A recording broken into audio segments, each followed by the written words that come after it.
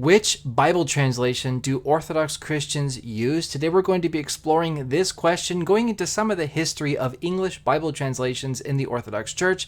If you find the topic of orthodoxy or the Bible interesting, hit that subscribe button for future content and that like button if you find this interesting. Without any further ado, let's get right into it. So up to the mid-20th century in the West, Orthodox communities were generally populated by immigrants. Okay, these were immigrants from the Soviet Union, immigrants from Greece, and so on. Places where there was orthodoxy, they would come into the West, into Britain, into America, and they would bring with them their Orthodox faith. And they were not English speakers, okay? So in general, these communities, which were Orthodox communities and also happened to be immigrant communities, the Bible in English was on pretty low demand, right? So they're coming from these countries. English is not their primary language. They may not speak English at all. They're not going to be asking for a Bible translation in English, okay? And even for liturgical use in their services, they're going to be hearing Greek, Slavonic, other languages that come from their home countries. So for many years, there just wasn't a lot of pressure in Orthodox communities to have a Bible in English, okay? But for those converts who were English speakers natively, naturally they would inherit the Bible which was most popular for English speakers at the time, and that would have been the King James Version.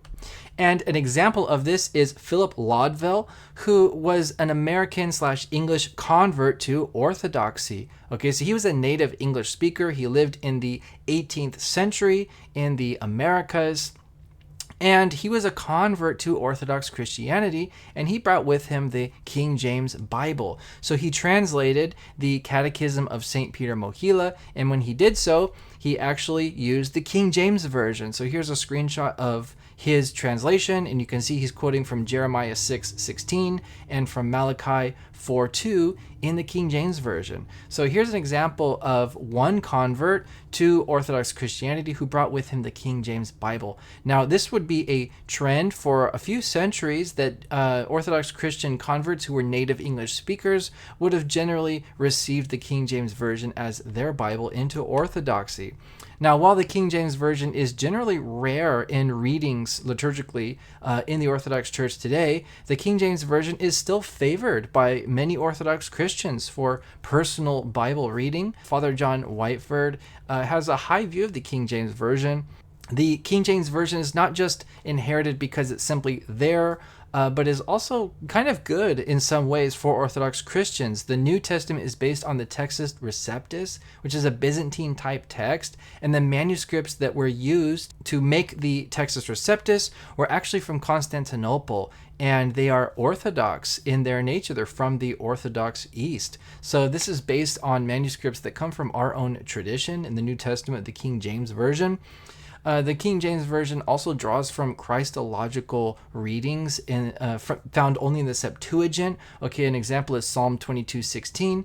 The King James Version has, "They pierced my hands and feet." That's what the Septuagint says, but the Hebrew Masoretic text does not say that.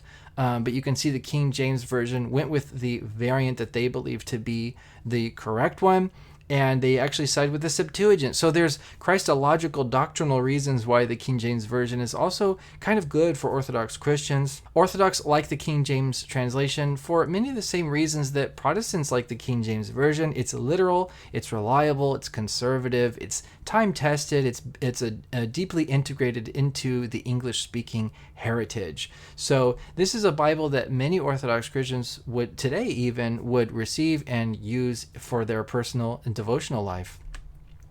Now, due to the development of textual criticism in the 19th century, the Church of England produced a translation called the Revised Version back in 1885. And then that was followed by the American Standard Version. Well, in 1928, a committee appointed by the International Council of Religious Education decided that further revision on this Bible was needed. So there was a development in biblical textual criticism due to manuscripts that were discovered. And people started to believe that, okay, we need an updated translation of the Bible. The King James Version is not up to speed on the current scholarship. So a committee decided to produce a new Bible translation. By the way, it wasn't just textual criticism. There was also linguistic concerns. The English language had developed a lot between the 16th century and the 19th century. So there was a growing need for a new English Bible translation. So in 1937, a committee of 32 scholars headed by Luther Weigel, with the review and counsel of an advisory board with 50 representatives from various Protestant denominations, produced a new translation of the Bible called the Revised Standard Version. Now, today we're used to having all kinds of Bible translations available. Back in the 1930s, this was not the case. There was only a handful available. And the Revised Standard Version was really pioneering and gathering together so many scholars to produce a very high quality, high standard translation of the Bible. The committee that produced this Bible did not foresee that there would be so many translations in the future. They thought that their Revised Standard Version would be sort of stable like the King James Version was, and be a new up to scholarly standards version of the Bible. And in 1952, the complete Revised Standard Version was completed, and I have a copy right here. You can see it. And this is a 1952 copy of the Revised Standard Version. And the aim of this Bible was to produce an ecumenical Bible that everybody could use, that was an updated edition, that was up to speed on the current manuscripts, the oldest, most original text available, which all Christians could use. That was the target for that RSV translation. Well, by the time that the RSV produced, there was a substantial number of children born in the West from Orthodox immigrants. Okay, so remember, Orthodox are immigrating into America from other countries due to wars. So you have the Soviet Revolution, you have the Greek Revolution, you have all these things happening, and immigrants are coming to the Americas. Well, by the time that these immigrants are having children and those children are growing up, it's already the 1950s, 1960s, 1970s, and that was the golden age of the Revised Standard Version. So it just coincided that the history of the Revised Standard Version and the history of Orthodox communities in the West sort of converged, and Orthodox English speakers tended to receive the Revised Standard Version as their English version of the Bible. There just weren't a lot of alternatives to the Revised Standard Version, especially before the 1980s and 1970s, so that tended to be the Bible that they would gravitate towards. Now, Father John Beck, who's a priest in the OCA, writes, most of us had been using the RSV since its initial publication half a century ago. So he's talking about Orthodox clergy. Most of us are using the RSV. That's what he's saying. The RSV is used by Dr. Jeannie Constantinou and recommended by Father Thomas Hopko. So again, it's become a tradition from the 50s throughout the 70s, and even continues today in some places. Some Christians in the Orthodox Church use the RSV. It was the Bible that was available in the 20th century, and the Bible that they're still using today. The Holy Gospel, which is published by Holy Cross Orthodox Press in 1978 under Archbishop Yakovos, uses the RSV. Okay, so now we have a liturgical text in the 1970s which uses the RSV. And Greek Orthodox churches today continue to use the RSV in many of its English liturgical texts. So if you go to a Greek Orthodox church and you're hearing liturgical readings in the services, most likely you're hearing readings from the RSV, because they're continuing that old tradition of back in the 70s when the English speakers, maybe that second generation or third generation Orthodox Christians in America, are native English speakers. They grab the translation that's most available to them at the time, that happened to be the RSV. Okay, so that became a little tradition in the Orthodox churches from the 1970s forward to use the RSV in some of its liturgical readings. Now, once the deuterocanonical books were translated for the RSV and published in the New Oxford Annotated Bible, the RSV increased in favor. Okay, so many Orthodox English speakers already were using it, but when the deuterocanonical books were added, it certainly seemed like a very good Bible for Orthodox Christians. We have Bishop Athenagoras, who's Archbishop in Great Britain. he expressed his great satisfaction with the RSV, with the full deuterocanonical books. Okay, so some Orthodox Christians, even clergy, even bishops, were very happy about this translation. Now, still, we need to keep in mind the RSV is not officially endorsed by the Orthodox, and it is simply a remains of a tradition that back when there weren't a lot of translations available, the RSV was picked up as the most obvious choice. Okay, so technically it only enjoys a temporary use until a more appropriate translation is provided to the Orthodox. This is found on the Greek Orthodox Archdiocese of America website itself. It says the Orthodox are temporarily using both the King James Version and the Revised Standard Version. So even though we have clergy, even bishops, who are stamping their approval and are pleased with the RSV, it's not necessarily an Orthodox translation. It's just the one that is integrated into our own heritage based off of the translations which were available in the history of English-speaking Orthodox in the West. So we should keep in mind some of the issues with the RSV. It was produced in the 1940s, 1950s, which is a highly modernist time in biblical studies. So many passages in the Bible are stripped of their Christological meanings. In Isaiah 7:14, you'll see something like young woman instead of virgin. In Luke 1:28, you'll see something like highly favored instead of full of grace, or rejoice, graced one, or something like this. So there's a number of Christological passages in this translation which don't correspond to the Orthodox interpretation of those passages. There's also a lot of modernist textual criticism. So there are variants of the text which I removed. Some of them are outright removed. Some of them are moved from the text block to the footnotes. Famous examples are the ending of Mark, the long ending. In the original 1952 edition, that was moved to a footnote. They actually removed that. And this is read in some of our services. In the Feast of the Ascension, in October 8, we actually read passages that were removed from the text block of the RSV. So the RSV's text doesn't really even correspond to what the Orthodox Church uses as scripture. And the Old Testament is based on the Masoretic text, which is not the Orthodox preferred Old Testament source text, and the New Testament uses the critical text, which is, again, oftentimes contradicts the Byzantine text tradition, which is used in the Orthodox churches. The translation committee of the RSV was completely Protestant, so that can be a problem for Orthodox when we're reading the text. It's through Protestant lens, so it doesn't often, or oftentimes can blur the meaning for Orthodox Christians, how we would understand that text. And the original RSV and the Protestant versions of RSV, of course, lack the deuterocanonical books.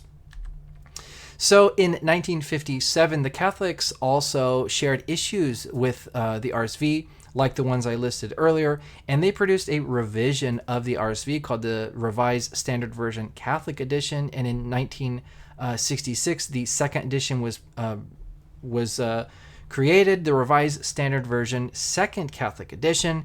And a lot of these problems with the RSV were actually fixed. So they added deuterocanonical books to the Bible. They restored the ending of Mark. They restored stories like the woman caught in adultery, which had been removed in the original RSV.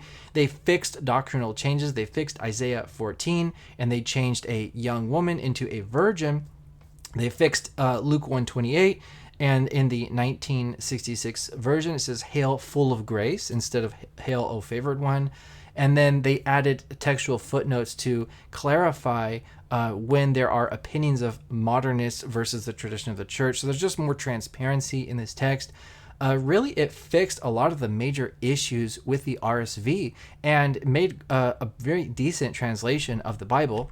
Now, of course, it doesn't enjoy the same status of the original RSV in Orthodox communities. Just because of historical reasons, the Orthodox had already begun to use the RSV, and it sort of became a tradition to use it, even though technically the RSV Second Catholic Edition is a much more suited Bible for Orthodox Christians than the Protestant version. Now, it does lack 1st Esdras and 3rd Maccabees, which tend to be in Orthodox Bibles. But still, overall, it's a very conservative upgrade of the RSV and a very decent Bible for Orthodox Christians. And Ignatius Press still produces very beautiful Revised Standard Version, Second Catholic Edition Bibles. And there are some Orthodox Christians who use this Bible. I've even seen this Bible used in liturgical lives at certain parishes. So this is a Bible that you will see some Orthodox Christians reading. In 1989, the National Council of Churches produced the New Revised Standard Version. Now, this Bible inherited all the same modernist issues of the original RSV, but it even goes to further levels of issues by introducing gender-inclusive language and even sexually inclusive language. This is, 1989. There's a lot of social movements that are developing, which pressure translators into producing certain translations to fit ideologies that are popular at the time. So you'll see places like in Daniel 7:13 through 14, it refers to a human being instead of a son of man, which is a problem because that's an actual Christological prophecy, and the son of man is a phrase used in the New Testament for Jesus. And by making it human being to make it gender inclusive, it actually blurs a Christological prophecy in Daniel. There's issues like in 1 Corinthians 6:9, you'll see words like sexual perverts changed into male prostitutes. And there's a newer update to the NRSV, the NRSV Updated Edition from 2021, goes even further, by just blurring the text on certain moral issues.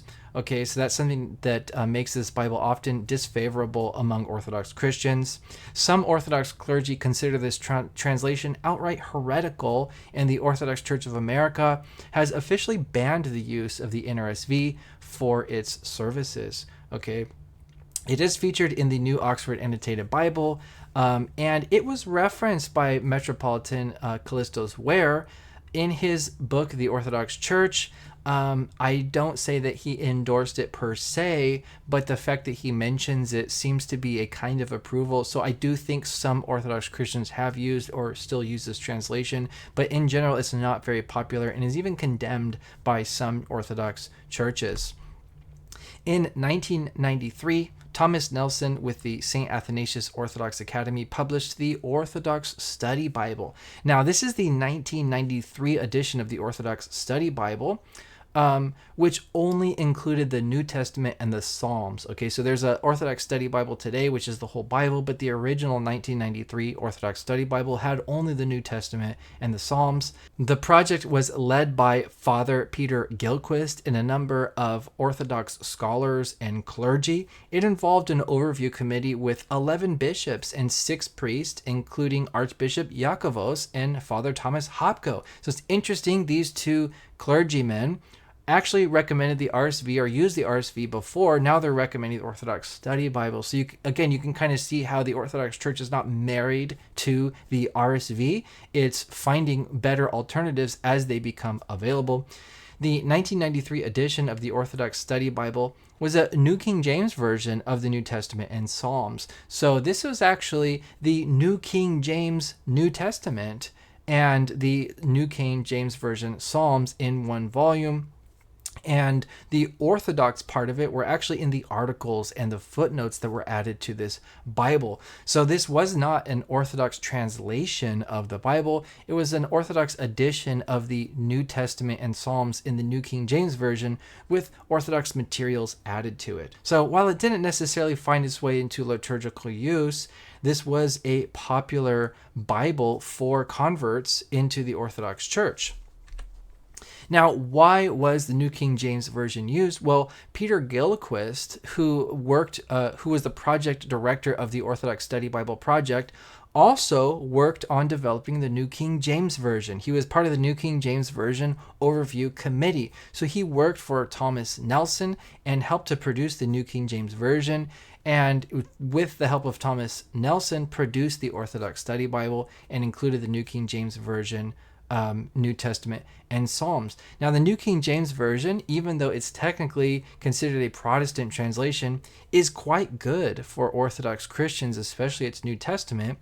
it was, of course, produced with the help of an Orthodox Christian. So it wasn't completely produced by Protestants. There were Orthodox Christians, at least one, who was a part of the committee which produced it. It's based on the Textus Receptus, again, that Byzantine text type, that Byzantine text edition that was produced from actual Orthodox manuscripts. The translation is very free from some of that modernist textual criticism and gender inclusivity and all those things. So it's going to be more literal to what the Bible actually says. You won't see, human being instead of son of man, things like that. And there won't be pieces of the text moved into the footnotes and removed from the text based off of text critical decisions. It's going to have the traditional text there. Where there are significant variants, it'll let you know in the footnotes. So even for those who care about textual variants, you can still see the variants. There's still transparency in the New King James Version in its footnotes. It has very thorough and unbiased textual footnotes that are very helpful. In 2004, Holy Apostles Convent and Dormition Skeet produced the Orthodox New Testament. Okay, this was a new translation of the New Testament produced from the patriarchal text. So this is the first translation into English from the patriarchal text. Now, what is the patriarchal text?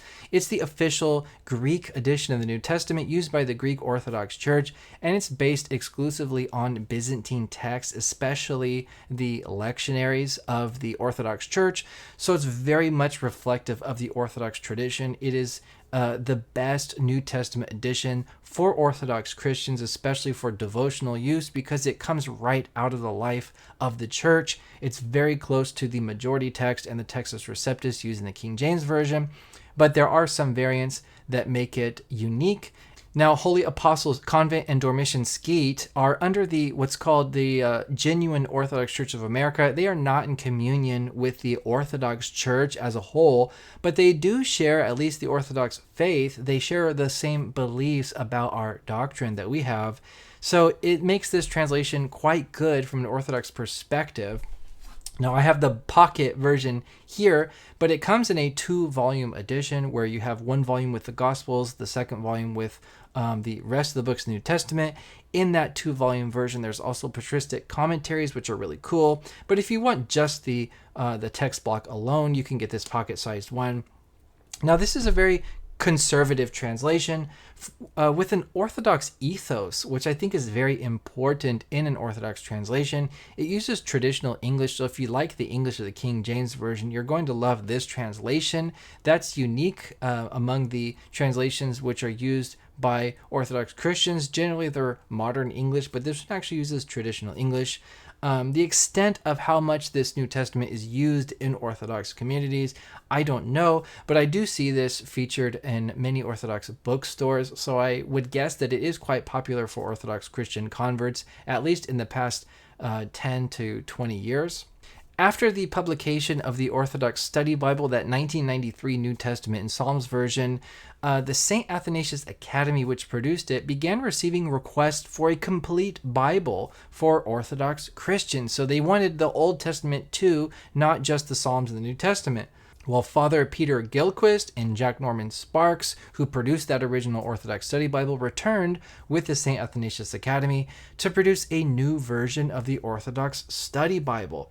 And they completed their work in 2008 when the Orthodox Study Bible that we know today was published. And like the first version, the New Testament was the New King James Version.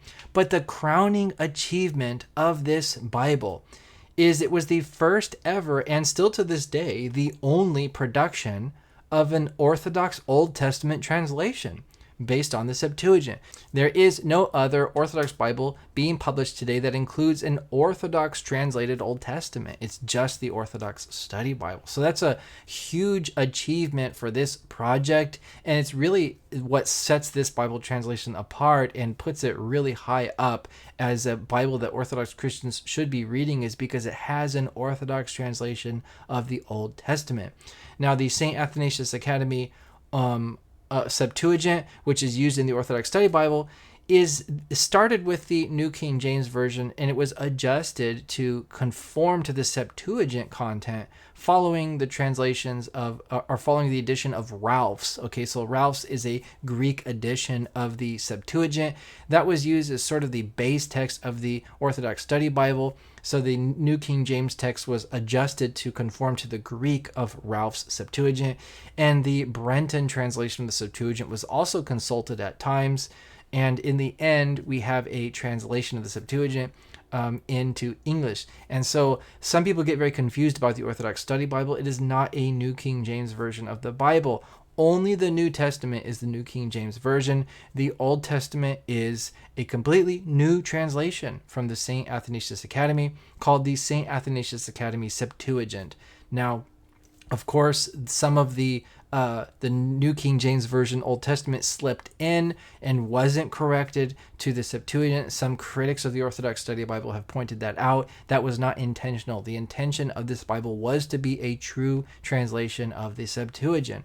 Okay, so in 2008, the full Bible was released for Orthodox Christians with the Old Testament, New Testament, and there was new study materials, footnotes, articles. It was a monumental project, and to this day is one of the best, if not the best, Bible for Orthodox Christians. And it involved the work of many big names in Orthodoxy: Archbishop Iakovos, Metropolitan Philip, Metropolitan Callistos Ware, Father Eugen Pentiuk, Father Anthony Canaris, Father Thomas Hopko. Okay, these are big names in the English-speaking Orthodox world who are all involved in producing this Bible. Its overview committee was comprised of 14 bishops and 8 priests. 73 total individuals were involved in producing this Bible, with 300 individuals, churches, and organizations as benefactors. So it was not a small project. It involved many clergy and bishops across multiple jurisdictions to produce this Bible. And this really sets the Orthodox Study Bible apart as a monumental project, and is to date the only English Bible translation with an Old Testament that was produced by Orthodox Christians that's in print. Okay, so this is a very important Bible for Orthodox Christians. The Old Testament follows the Septuagint configuration. So if you're looking at this Bible, you'll see that some of the namings of the books are a little bit different. It has Susanna and Bel, and the dragon is parts of Daniel, which is pretty important because that's how it is in the Septuagint. The Psalms include Psalm 151, which you won't even find in Catholic Bibles. Second Chronicles includes the prayer of Manasseh, which is something you will not find in Catholic Bibles. And these are all Septuagintal variants of the texts that are being inherited into the Orthodox Church. And you'll find those only in the Orthodox Study Bible. So it's very unique in how loyal it is to the Septuagintal text. Of course, it includes all the deuterocanonical books, including 1st Esdras and 3rd Maccabees, which again you will not find those even in Catholic Bibles. And for those who are wondering what 1st Esdras is, 1st Esdras is the Septuagint version of Ezra, with the Protestant Ezra typically being a part of Nehemiah. So what Protestants know as Ezra and call Ezra was actually a part of the same book with Nehemiah, and the first book of Ezra was included sort of where we put Ezra today. Okay, it can be quite confusing to make sense of those, but essentially there are 2 books of Esdras. And the first book is 1st Esdras. The second book is Ezra and Nehemiah in one book. The Orthodox Study Bible includes all of these in this Septuagintal configuration, but it does distinguish between Ezra and Nehemiah to try to not confuse people. It includes 3rd Maccabees, which of course is in Canon 85 of the Apostolic Constitutions, which is ratified at the 6th Ecumenical Council. So there's a reason why these books are in there. It's not random. They're following the Septuagint tradition. They're following the canons of the Orthodox Church. The contents of this Bible are following what's called the Apostoliki Dianokia edition of the Old Testament, the Septuagint. This is the official version of the Old Testament used by the Orthodox Church of Greece. Okay, and the books of the Orthodox Study Bible also correspond exactly to the books of the Slavonic Elizabeth Bible. Okay, except for one book, and that's 2nd Esdras. But even in the Slavonic Bible, Second Ezra is set apart, sort of in an appendix. So the books generally agree in the Orthodox Study Bible with not only the Greek tradition, but the Slavonic tradition as well. Now, among the Orthodox Study Bible is the most popular translation for home reading and Bible study in English-speaking communities. These are very common Bibles to see in catechism classes and parish bookstores. And it far outshines today the King James Version and the Revised Standard Version. So converts who come into the Orthodox Church today will most likely encounter the Orthodox Study Bible, and in my opinion is far superior than the King James Version and the Revised Standard Version, despite all of the flaws that critics will point out. It is used in some parishes for service readings. Okay, so you'll see this in services of the Orthodox Church, even in liturgies. Some parishes will use the RSV and the Orthodox Study Bible, depending on printed materials available. Okay, but now it's getting caught up in liturgical life of Orthodox Christians. It continues to be endorsed by many clergy throughout the USA, and it's an excellent Bible despite its criticisms. Oftentimes, people who criticize this Bible are exaggerating or even fabricating information about it. But in general, the Orthodox Study Bible enjoys cross-jurisdictional support. Many Orthodox Christians are using it. It's a very solid translation of the Bible for Orthodox Christians. It is very popular. There is a translation of the New Testament called the Eastern Orthodox Bible New Testament, and in 2013 this was published. It's a translation project from one Orthodox priest named Father Laurent Kleinenwerk. Now this translation is unique because it's again a translation of the patriarchal text. Now this is unique even in compared to the Orthodox Study Bible, where the New King James Version in the Orthodox Study Bible is a translation of the Textus Receptus. This EOB New Testament is a translation of the patriarchal text. Okay, so it's a unique translation because it's actually from our New Testament in the Orthodox Church that's native to our own tradition. So the Eastern Orthodox Bible New Testament sought to be a better alternative to the King James Version and New King James Version, which were widely used by Orthodox Christians. And the improvements are in that it was translated by an Orthodox Christian. Okay, so the New King James Version and King James Version were translated by Protestants, but here we have a translation of the New Testament by an Orthodox Christian from the Orthodox Christian text, which sort of sets it apart. Now, New King James Version is great, but some people really want to see a translation from an Orthodox Christian. So this actually makes a great pairing with the Orthodox Study Bible, because the Orthodox Study Bible has an Orthodox translated Old Testament, whereas the Eastern Orthodox Bible New Testament is an Orthodox translation of the New Testament. So if you have the Orthodox Study Bible and the EOB New Testament, you put them together, you have a complete Bible translated by Orthodox Christians from Orthodox Christian texts. Now, the EOB New Testament is the only New Testament translation in English produced within the canonical Orthodox Church. This is important. Again, the Orthodox New Testament, this one is produced within the Orthodox ethos, but the communities that produced it are not technically in communion with the other Orthodox churches. But Father Laurent Kleinenwerk is in communion with canonical Orthodox churches and produced the EOB New Testament. So it's the only New Testament translation produced by a canonical Orthodox Christian, which makes it pretty cool. It's also intended for liturgical use, and some Orthodox publishers publish liturgical books with this translation.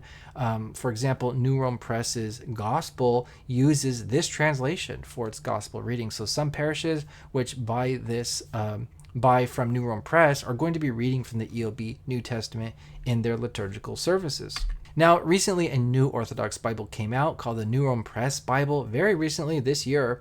And it includes two translations. For the New Testament, it has the EOB New Testament, the one I talked about previously. In the Old Testament, it uses the Lexham English Septuagint, which is a modern translation of the Septuagint, and it's praised for its very strict adherence to the Septuagint text. So the advantage of the Lexham English Septuagint against the St. Athanasius Academy Septuagint in the Orthodox Study Bible is that the Lexham English Septuagint is much stricter about following the word-for-word reading in the Septuagint. There are no little mistakes and errors slipping in from the Masoretic text like you will see here and there in the Orthodox Study Bible. And this Newrome Press Bible is the first Bible in all of history to have an English translation of the Septuagint paired with an English translation of the patriarchal text. So if you're looking for one single volume of the Bible that was translated from Orthodox-based texts, this is the Bible that you're going to want to get because it has a Septuagint patriarchal text pairing in one translation, unlike the Orthodox Study Bible, which has Septuagint Textus Receptus pairing. Now, while it's not a new translation, okay, this is just a reprinting of Lexham Septuagint and the EOB New Testament, it does provide a single volume, complete Bible for Orthodox Christians from our tradition. And it's a very new Bible, so it's difficult to say how many Orthodox Christians have it and are using it, but it's likely to be favored going forward and to be very popular. Now, there are a few notable mentions I just want to throw out there. Some Orthodox Christians use and recommend the ESV translation. It's a conservative, modern English translation of the Bible. It's produced by Protestants, and it's a Protestant Bible, but some Orthodox actually like it because it's quite literal, easy to read. And it does come in editions with the deuterocanonical books. So there's a with Apocrypha edition. There's also a Catholic edition, which include those. So some Orthodox Christians might find the ESV a good translation. Some do use it. Some Orthodox Christians use the Net Bible. And the point that makes the Net Bible really stand out is its textual footnotes. So I have heard some Orthodox clergy recommend the Net Bible. Some Orthodox I have heard use the Brenton translation of the Old Testament. It's a traditional English translation of the Septuagint produced in the 1800s. It's an old translation of the Septuagint with very traditional English. It sounds closer to the King James Version English, but many Orthodox Christians like it because it sounds traditional. And it's completely free of all new ideologies. The Net's translation I've also heard recommended by some clergy. It's a very hyper-literal translation of the Septuagint. It was produced by scholars for scholars. Some Orthodox clergy like that it's very literal. So I'm just throwing these out there as other translations that I've heard some Orthodox Christians use and clergy recommend. Are there any translations that I missed that Orthodox Christians use? What's your favorite translation? Let me know in a comment below. Let me know if you have any questions. I love hearing from you. Thank you for watching, and don't forget to hit that subscribe button if you found this video helpful. And thank you for watching, and I'll see you next time.